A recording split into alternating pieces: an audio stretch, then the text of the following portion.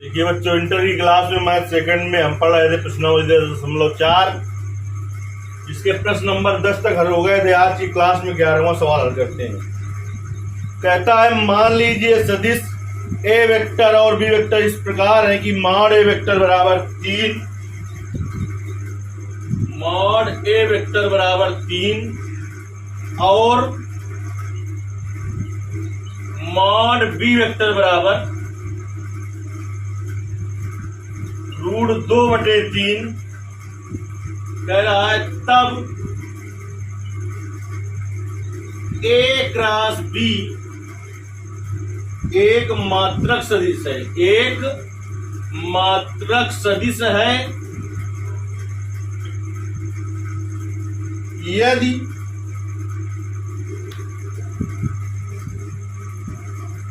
ए vector और B vector के बीच का कोण, 4 ऑप्शन दिए हैं आपके पास। ए है π/6, बी है π/4, सी है π/3 और डी है π/2। चलिए हल करते हैं पहले इसको, फिर आगे वाला सवाल हल करेंगे। कहता है यदि ए वेक्टर और बी वेक्टर का मान दिया है, इसने क्या दिया है, मॉड ए वेक्टर का मान दिया है बेटा 3 और मॉड बी वेक्टर का मान दिया है √2/3। कह रहा है A vector cross B vector एक मात्रक सदिश है। चूंकि ए वेक्टर क्रॉस बी वेक्टर एक मात्रक सदिश है, मात्रक सदिश है। मात्रक सदिश किसे कहते हैं, बहुत बार बता चुके हैं इस चैप्टर में। ऐसा सदिश जिसका मापांक 1 हो मात्रक सदिश कहलाता है, यानी मॉड ए वेक्टर क्रॉस बी वेक्टर बराबर होगा 1। अब देखिए बेटा, चूंकि सूत्र क्या होता है, A vector cross B vector बराबर क्या होता है, mod A mod B sine theta n cap. चूंकि n कैप एकांक सदिश होता है, इसलिए इसका मान 1 होता है। तो अब मॉड ए वेक्टर क्रॉस बी वेक्टर बराबर क्या हो जाएगा बेटा, हो जाएगा ए वेक्टर मॉड ए वेक्टर मॉड बी वेक्टर और साइन थीटा। देखिए मॉड ए वेक्टर क्रॉस बी वेक्टर का मान 1 दिया है, मॉड ए वेक्टर का मान कितना है 3, मॉड बी वेक्टर का मान कितना है √2/3, 3 से 3 कट गया और साइन थीटा √2 इधर है, गुणा में इधर आएगा भाग में, यानी साइन थीटा बराबर आ जाएगा 1/√2। साइन में मान 1/√2 किसका होता है, साइन 45 का। इसे पाई के पदों में लिखेंगे साइन π/4, तो थीटा बराबर क्या आ जाएगा π/4। देखिए कौन सा ऑप्शन सही है इसमें, बी ऑप्शन सही है। कह रहा है ए वेक्टर और बी वेक्टर के बीच का कोण क्या होगा, ए वेक्टर और बी वेक्टर के बीच का कोण होगा π/4। 11वां प्रश्न हल हुआ। देखते हैं 12वां प्रश्न क्या कहता है। कह रहा है एक आयत के शीर्षों a, b, c जिनके स्थित सदिश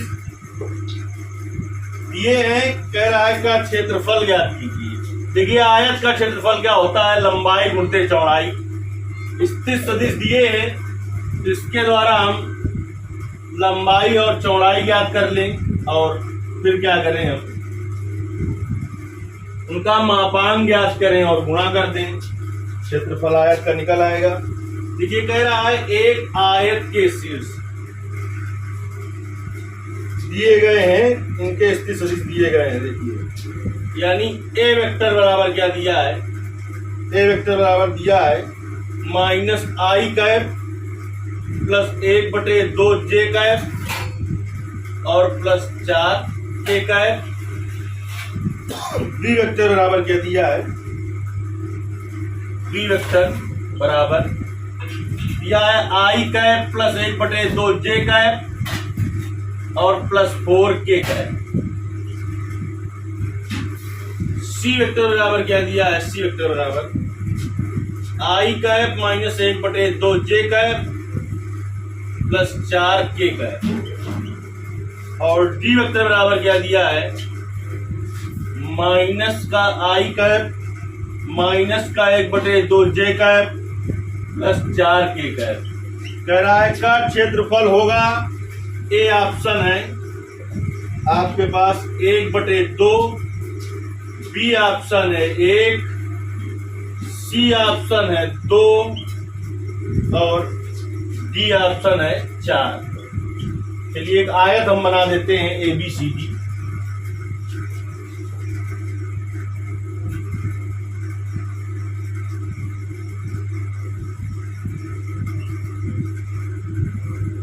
ABCD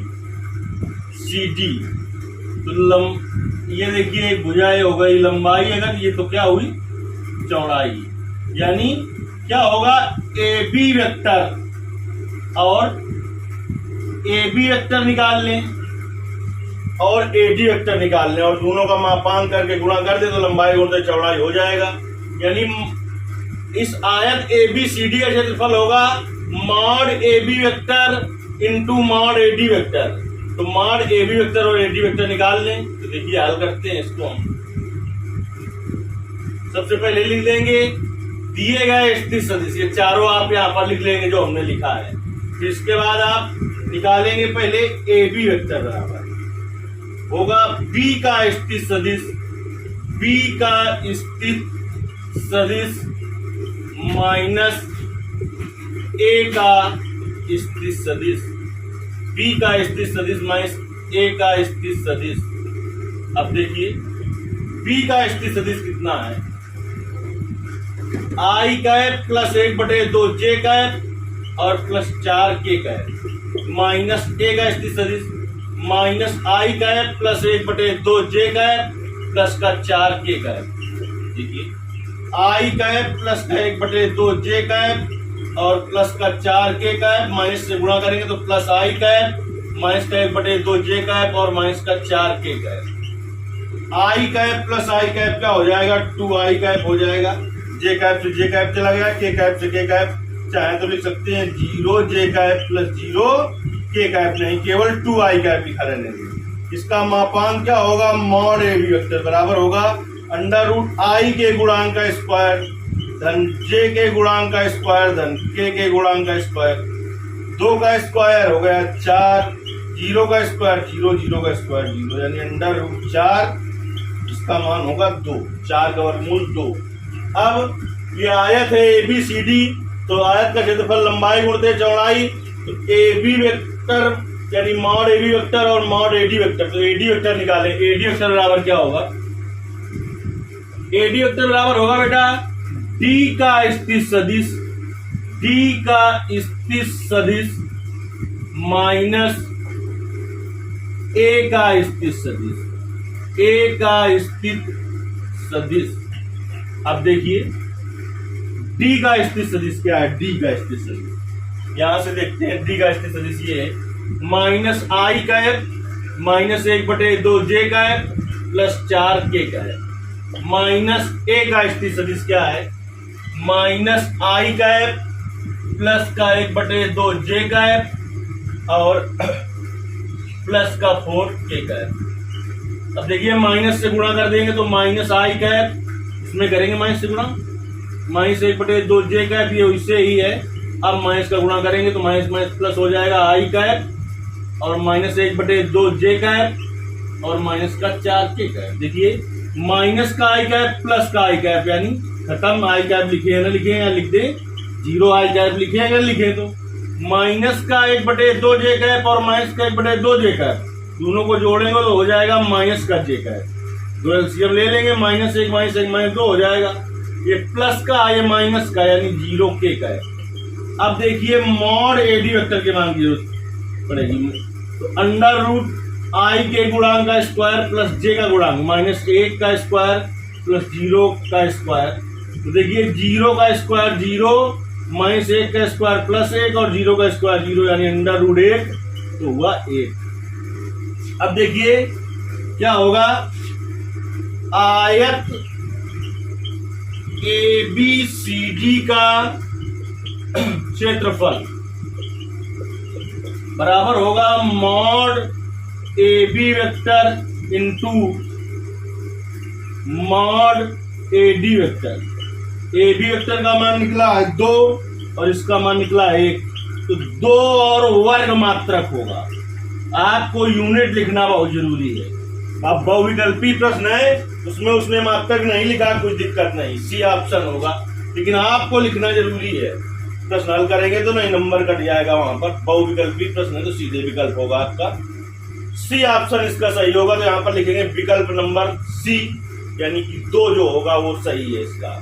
देखिए प्रश्नावली हल हुई, इसका उदाहरण भी एक देख लेते हैं और फिर आगे जो उदाहरण बचेंगे वो अगली क्लास में देखेंगे। तो इस प्रश्नावली का जो पहला उदाहरण होगा वो इस चैप्टर का 22वां उदाहरण होगा, यानी इस चैप्टर में इसके पहले 21 उदाहरण हो चुके हैं, ये 22वां उदाहरण होगा। कह रहा है ए वेक्टर और बी वेक्टर दिया है और मान ए वेक्टर क्रॉस बी वेक्टर पूछा है। उदाहरण नंबर 22, जिसने शुरू से इस वीडियो देखा है इस प्रश्नावली के, इस चैप्टर के नहीं, वो इस सवाल को बहुत आसानी से कर लेगा। उदाहरण नंबर 22 को, यदि ए वेक्टर बराबर 2i कैप प्लस जे कैप प्लस 3k कैप और बी वेक्टर बराबर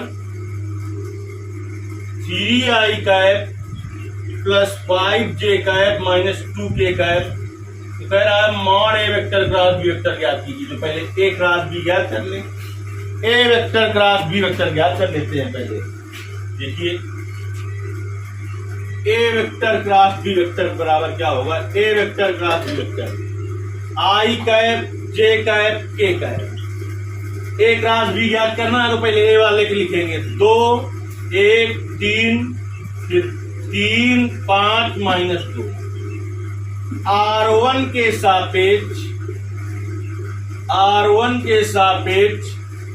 प्रसार करने पर, देखिए R1 के सापेक्ष प्रसार करेंगे तो क्या होगा, आई कैप ये बंद और ये बंद 1 3 5 माइनस जे कैप ये बंद और ये बंद 2 3 3 माइनस 2 प्लस के कैप ये बंद और ये बंद 2 1 3 5।